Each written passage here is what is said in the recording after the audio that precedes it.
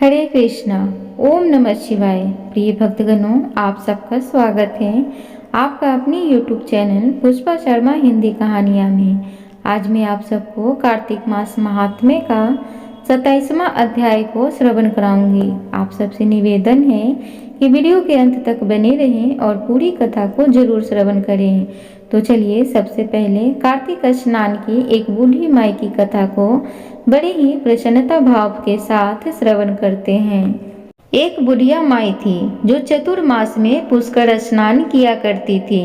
उसके एक बेटा और बहू थे। सास ने बहू को फलाहार बनाने के लिए कहा तो बहू ने खाली टिफिन ही रख दिया।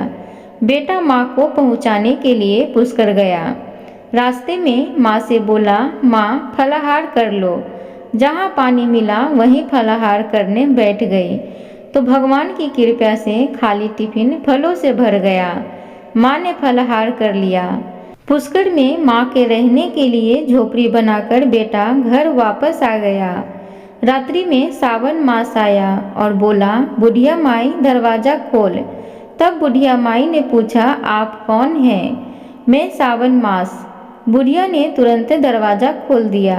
बुढ़िया माई ने शिव पार्वती की पूजा अर्चना की, बेलपत्र से अभिषेक किया। जाते समय सावन मास ने बुढ़िया माई को आशीर्वाद दिया और झोपड़ी की एक दीवार सोने की हो गई। भाद्रपद मास आया, उसने भी दरवाजा खोलने को कहा। बुढ़िया माई ने दरवाजा खोला, सत्तू बनाकर कजरी तीज मनाई। भाद्रपद मास ने बुढ़िया माई को आशीर्वाद दिया और झोपड़ी की दूसरी दीवार भी सोने की हो गई। फिर आश्विन मास आया और उसने भी दरवाजा खोलने को कहा। बुढ़िया माई ने दरवाजा खोला, पितरों का तर्पण कर ब्राह्मण भोज कराकर श्राद्ध किया। नवरात्रि में माँ दुर्गा को अखंड ज्योति जलाकर प्रसन्न किया। सत्य की विजय दिवस के रूप में बुराई का अंत की खुशी में दशहरा मनाया। आश्विन मास ने जाते समय प्रसन्न होकर तीसरी दीवार भी बहुमूल्य रत्नों से जड़ित कर दी और बुढ़िया माई को सदैव प्रसन्न रहने का आशीर्वाद दिया। इन सब के बाद कार्तिक मास आया, उसने भी दरवाजा खोलने को कहा। बुढ़िया माई ने दरवाजा खोला। अति प्रसन्न मन से कार्तिक स्नान, दीपदान की दिवाली, गोवर्धन पूजा, भैया दूज, गोपा अष्टमी, आमला नवमी मनाई। कार्तिक मास ने जाते समय आशीर्वाद दिया और झोपड़ी के स्थान पर महल बन गया। बुढ़िया माई गरीबों की सेवा कर भजन कीर्तन में अपना समय व्यतीत करने लगी। बेटा अपनी माँ को लेने आया और माँ को झोपड़ी को पहचान न सका तो पड़ोसियों से पूछा। उन्होंने बताया तो बेटा माँ के चरणों में गिरकर बोला, माँ घर चलो। सारे सामान के साथ घर ले आया। सासू माँ के ठाठ को देखकर बहू के मन में लालच आ गया और उसने अपनी माँ को भी पुष्कर छोड़कर आने को कहा तो उसका पति अपनी सास को भी पुष्कर छोड़ आया। परंतु बहू की माँ को धर्म कर्म में बिल्कुल भी रुचि नहीं थी। वह 4 समय भोजन करती और दिन भर सोती। चारों मास आए और चले भी गए। जाते समय झोपड़ी भी गिर गई और बहू की माँ गधी की योनि में चली गई, क्योंकि औरत लक्ष्मी का रूप है और लक्ष्मी की तरह चंचल होना चाहिए। भगवान की पूजा और अतिथि का सम्मान और दान पुण्य करना चाहिए। बहू ने कहा, अब माँ को ले आवो। जब जवाई सास को लेने गया तो कहीं न मिली। लोगों से पूछने पर लोगों ने बताया कि तेरी सास धर्म कर्म कुछ न करती थी, खाती थी और सोती थी, जिससे वह गधी योनि में चली गई है। जवाई गधी योनि में यानी कि सास को बांधकर घर ले आया। उसकी पत्नी ने पूछा, मेरी माँ कहाँ है? तब पत्नी ने कहा, तेरे लालच की वजह से तेरी माँ गधी योनि में आ गई है। बड़े बड़े विद्वानों, ब्राह्मणों, ऋषि मुनियों से पूछने पर उसने बताया कि तेरी सास के स्नान किए पानी से स्नान करने पर उसे मनुष्य योनि मिलेगी। तब बहू ने ऐसा ही किया और उसकी माँ पुनः मनुष्य योनि में आ गई। हे राधा दामोदर भगवान, जैसा बुढ़िया माई को दिया वैसा सबको देना। कहता न सुनता न, हुंकार भरता न, महारा सारा परिवार न। हे प्रभु, जैसे बूढ़ी माई को दिया वैसे हम सब पर अपनी कृपा रखना। तो चलिए अब हम सब कार्तिक मास महात्म्य का 27वां अध्याय को श्रवण करते हैं। पार्षदों ने कहा, एक दिन की बात है, विष्णुदास ने नित्य कर्म करने के पश्चात भोजन तैयार किया, किंतु कोई छिपकर उसे चुरा ले गया। विष्णुदास ने देखा भोजन नहीं है, परंतु उन्होंने दोबारा नहीं बनाया, क्योंकि ऐसा करने पर सायंकाल की पूजा के लिए उन्हें अवकाश नहीं मिलता। अतः प्रतिदिन के नियम का भंग हो जाने का भय था। दूसरे दिन पुनः उसी समय पर भोजन बनाकर ज्यों ही भगवान विष्णु को भोग अर्पण करने के लिए गए, त्यों ही किसी ने आकर फिर सारा भोजन हड़प लिया। इस प्रकार 7 दिनों तक लगातार कोई उनका भोजन चुरा कर ले जाता रहा। इससे विष्णुदास को बड़ा विस्मय हुआ। वे मन ही मन इस प्रकार विचार करने लगे, अहो, कौन प्रतिदिन आकर मेरी रसोई चुरा ले जाता है। यदि दोबारा रसोई बनाकर भोजन करता हूँ तो सायंकाल की पूजा छूट जाती है। यदि रसोई बनाकर तुरंत ही भोजन कर लेना उचित हो तो मुझसे यह न होगा, क्योंकि भगवान विष्णु को सब कुछ अर्पण किए बिना कोई भी वैष्णव भोजन नहीं करता। आज उपवास करते हुए मुझे 7 दिन हो गए। इस प्रकार मैं व्रत में कब तक स्थिर रह सकता हूँ। अच्छा, आज मैं रसोई की भली भांति रक्षा करूँगा। ऐसा निश्चय करके भोजन बनाने के पश्चात वे वहीं कहीं छिपकर खड़े हो गए। इतने में ही उन्हें एक चंडाल दिखाई दिया, जो रसोई का अन्न हड़कर जाने के लिए तैयार खड़ा था। भूख के मारे उसका सारा शरीर दुर्बल हो गया था। मुख पर दीनता छा रही थी। शरीर में हाड़ और चाम के सिवा कुछ शेष नहीं बचा था। उसे देखकर ब्राह्मण विष्णुदास का हृदय करुणा से भर आया।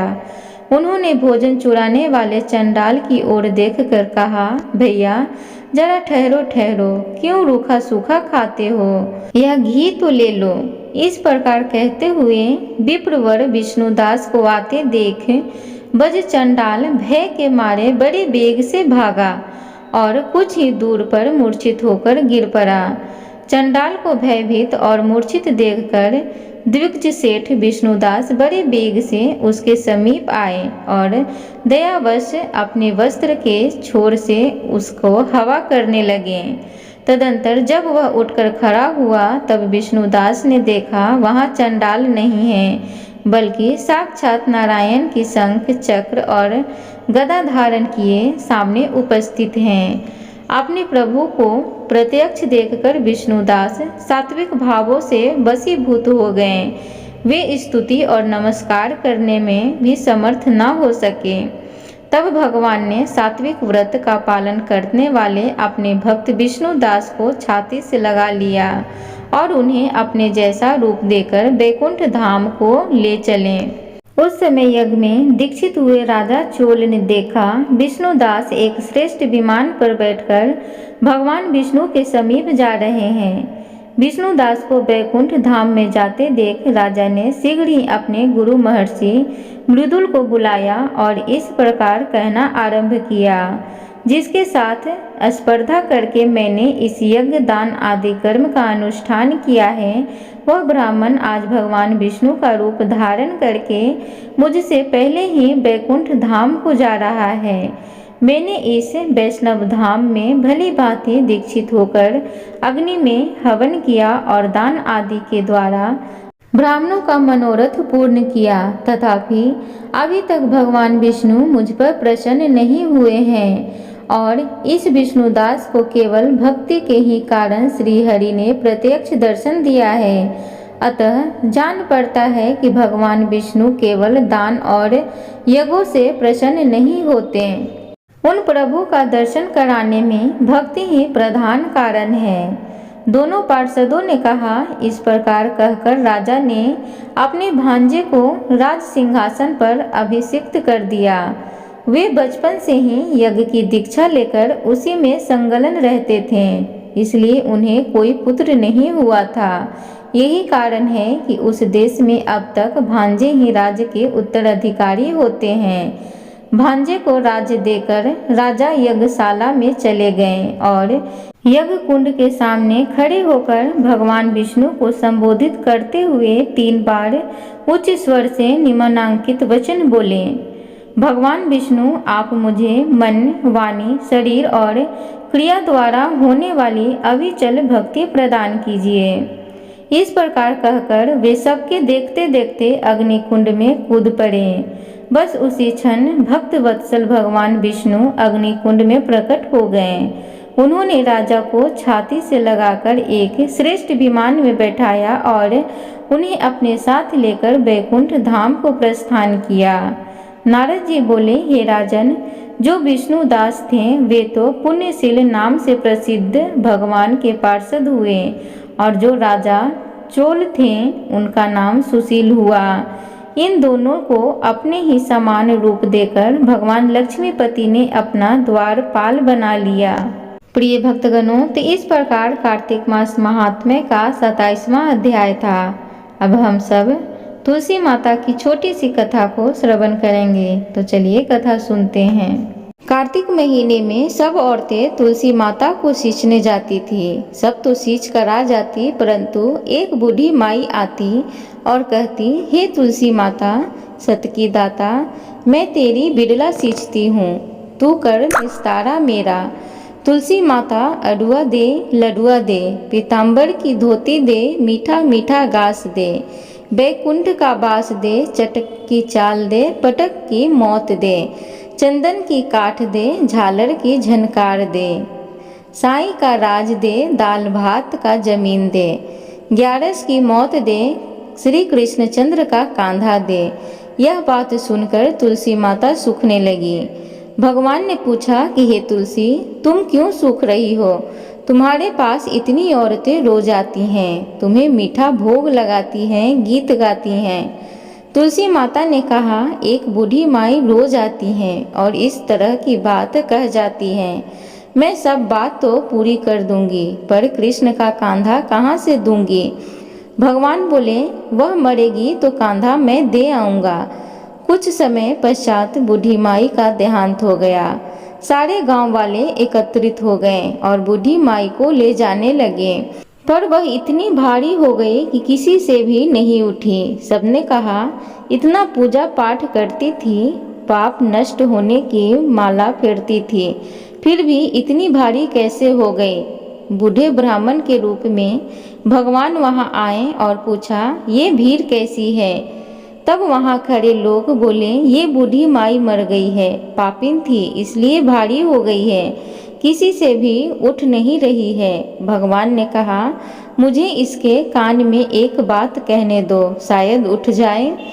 भगवान ने बूढ़ी माई के पास जाकर कान में कहा, बूढ़ी माई, मन की निकाल ले, अडुआ ले, लडुआ ले, पीताम्बर की धोती ले, मीठा मीठा घास ले, बैकुंठ का बास ले, चटक की चाल ले, चंदन की काठ ले, झालर की झंकार ले, दाल भात का जमीन ले और कृष्ण का कांधा भी ले। इतना सुनना था कि बूढ़ी माई हल्की हो गई।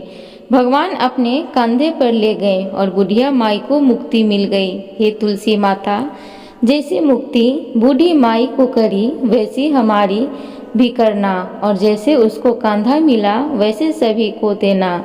बोलो तुलसी माता की जय। प्रिय भक्तगण, तो इस प्रकार तुलसी माता की कथा थी। उम्मीद करूंगी आज की ये कथा आप सबको अच्छी लगी हो, तो कृपया चैनल को लाइक शेयर सब्सक्राइब जरूर करें। कमेंट बॉक्स में जय श्री कृष्ण जरूर लिखें। धन्यवाद।